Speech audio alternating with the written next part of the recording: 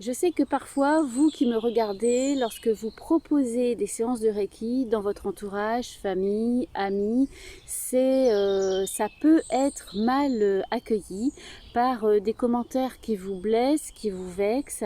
On peut vous traiter un peu de charlatan, vous répondre sur un ton condescendant. Une de mes élèves s'est vue répondre « Oh mais le Reiki, tout le monde en fait ». Ou pire, on peut vous traiter carrément de sorcière ou vous suspecter d'avoir affaire avec le malin ou avec Satan. Et ça m'est arrivé pas plus tard qu'aujourd'hui. Sous une de mes vidéos, j'ai reçu un commentaire long comme le bras.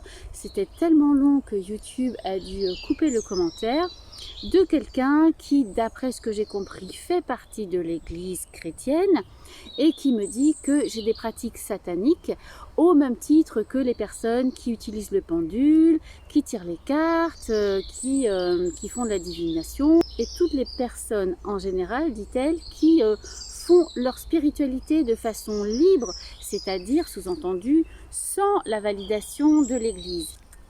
Alors, au lieu de m'offusquer de ce commentaire, en fait, j'en tire une certaine gloire. Et j'ai envie de dire que oui, je m'affranchis de toutes les contraintes dans mes pratiques spirituelles ou dans mes pratiques énergétiques. Et le Reiki, c'est à la fois une pratique spirituelle et énergétique. Je sais que le Reiki, c'est une énergie de bienfait. Lorsque je l'appelle, je me connecte directement à la source, quel que soit le nom qu'on lui donne, et effectivement, je n'ai pas besoin de la validation de l'Église pour ce faire, et ça ne fait pas de moi une adepte de Satan, ni une marionnette de Satan. Cette personne me dit, on n'attrape pas les mouches avec du vinaigre, donc évidemment, Satan va t'attirer avec des choses qui vont te faire plaisir, néanmoins, tu en seras la marionnette. Alors, je ne sais pas qui est la marionnette de qui, mais moi, en tout cas, je suis droite dans mes bottes. Ma pratique Reiki, je sais ce que c'est. Je sais que le Reiki, c'est une énergie de bienfait et que lorsque je la propose, que ce soit à titre gracieux dans mon environnement proche ou que ce soit à titre professionnel à mes clients, je propose quelque chose de qualité, quelque chose qui est à même de les aider dans leur vie, dans leur chemin, de les épauler, de leur apporter le soutien, l'harmonie dont ces personnes ont besoin lorsque je propose le Reiki. Et toi, lorsque tu proposes une séance de Reiki et que tu perçois dans un regard, voire dans une phrase, que la personne en face, elle accueille ça avec scepticisme, avec mépris, avec ironie, ce que je t'invite à faire, c'est surtout pas de prosélytisme. N'essaie pas de convaincre ces personnes. La meilleure chose que tu puisses faire pour convaincre ces personnes, c'est de transformer ton fonctionnement, de laisser tomber tes éventuels dysfonctionnements pour les remplacer par des fonctionnements harmonieux. C'est ce que j'ai fait dans ma vie. J'étais quelqu'un de très en colère, j'étais quelqu'un qui vivait dans la peur. La colère et la peur, ce ne sont pas des émotions qui m'ont quittée. Par contre, ce sont des émotions qui ont considérablement réduit en intensité, en violence, qui n'ont plus l'emprise qu'elles avaient sur ma vie. Je les considère maintenant comme des alliés, comme des signaux. Elles me disent comment avancer. Elles me mettent en garde contre certains dangers. Elles me mettent en garde aussi contre certains fonctionnements que je peux encore avoir, mais ce sont devenus mes alliés et ce ne sont plus elles qui décident de ma vie. Ça, c'est mon histoire personnelle, c'est mon chemin de vie perso. Et parmi les nombreuses personnes que j'ai déjà initiées au Reiki, je note que les personnes changent, elles évoluent, elles se transforment. Alors quand je dis les personnes changent, ça ne veut pas dire qu'elles changent réellement, mais elles changent leur façon de voir la vie, leur façon d'avancer, elles changent leur fonctionnement.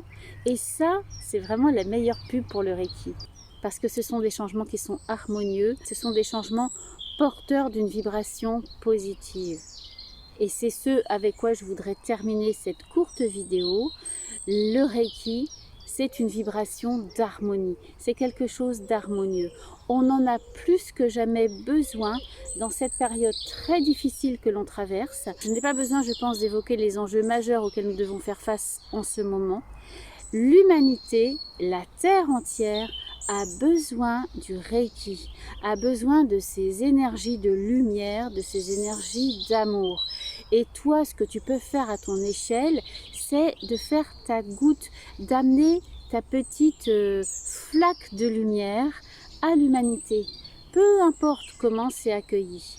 Ça peut être accueilli, comme je te disais, par la dérision, la moquerie, les sarcasmes. Laisse couler et continue, toi, à te sentir droit dans tes bottes, sur ton axe, dans la lumière, et continue à proposer le Reiki, continue à diffuser cette lumière de Reiki. C'est ce que tu peux faire de mieux pour notre monde qui est vraiment entré, j'en suis persuadée, malheureusement, dans une période obscure. Là, c'est la lumière. Il y a du soleil, c'est le printemps, le ciel est bleu, tu entends sans doute les oiseaux. Mais cette lumière-là, c'est... On entend les voitures aussi.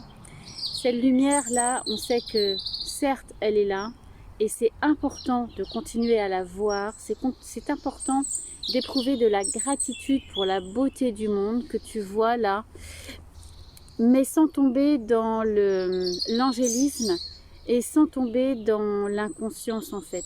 En restant conscient que nous sommes face à des enjeux importants, des enjeux majeurs et que nous tous, praticiens de Reiki, eh bien, nous avons notre petite part à apporter à l'édifice de lumière et cette part, si petite soit-elle, elle n'est pas négligeable et à chaque fois que tu fais du bien pour quelqu'un, à chaque fois que tu l'aides à se connecter à une vibration positive, à une vibration élevée, tu apportes ta pierre à l'édifice. Donc, reste confiant, confiante dans ta pratique Reiki, reste confiant quand tu proposes le Reiki et à la limite, peu importe la façon dont c'est accueilli.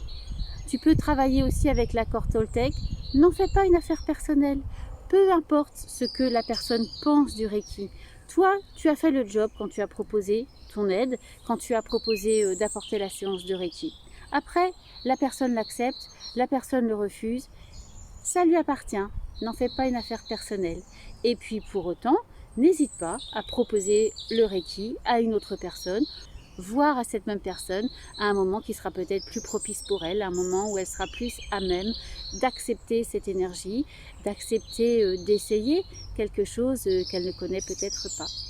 Parce que c'est aussi ce que j'ai envie de dire dans cette vidéo. Bien souvent, les personnes qui critiquent le Reiki ou qui ont un regard peu amène sur le Reiki sont des gens qui ne connaissent pas ou qui ont fait une expérience une fois d'une séance de Reiki qui ne leur a pas apporté ce qu'ils étaient venus chercher et du coup c'est bon à mettre à la poubelle, mais qui n'a pas fait des essais qui n'ont pas donné les résultats escomptés, quels que soient les domaines et pas seulement le Reiki. Parfois il faut réessayer plusieurs fois, il faut travailler dans la persévérance et dans la confiance pour arriver à une transformation.